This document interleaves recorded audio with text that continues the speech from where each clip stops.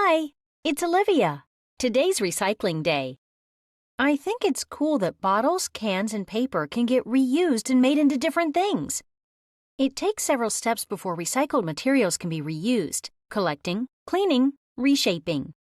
It's kind of like the process journalists use when they turn ideas into stories. Let's look at each of those steps in more detail and put all the steps in their proper places. Any story starts with an idea or a subject. A journalist then has to research and gather a lot of information about that subject from various sources. Next, journalists double-check these sources to make sure they are reliable and the facts are accurate. Finally, the journalist puts the information and research together and writes a story the public can understand. Let's go back and look at the first step, discovering an idea. An idea can come from anywhere. For instance, it might be something a journalist hears. Let's say a journalist overhears that a company has been hiding information that proves it is harming the environment. There is an idea for a story, but it's not a publishable story yet. If journalists think a story idea has merit, or if they think it's a story the public has a right to know, they will go to the next step, research. That's where they discover the truth behind the story. A journalist will use many sources to research a story. The most important are primary sources. A primary source is direct evidence.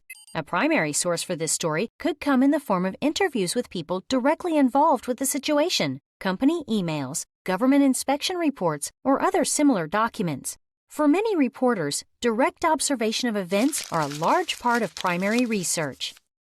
Journalists also use secondary resources, such as books, articles written about the company, or other evidence that connects to the story. For instance, interviews with experts or people who know about the situation but are not directly involved in the situation are secondary sources.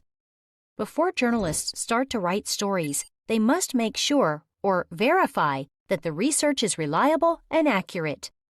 A journalist will check primary sources to make sure those sources are the original documents, not more recent versions or copies that might differ from the original. They will also check the online sources they used. There are many websites that are unreliable, such as personal blogs or Wikipedia. Examples of reliable websites include government sites, reputable news sites, and other sites that deal in facts, not opinions. Many eyewitnesses and experts are considered reliable, but journalists must be able to tell the difference between facts and the person's opinions. Journalists must also be able to identify errors in information from eyewitnesses and experts. Once journalists finish researching, the next step is writing the story. Journalists often find that the story they need to write is very different from the story they started with. During the research process, they may discover facts that lead them in unexpected directions as they pursue the truth. That's why it's so important to gather multiple sources and to check them carefully.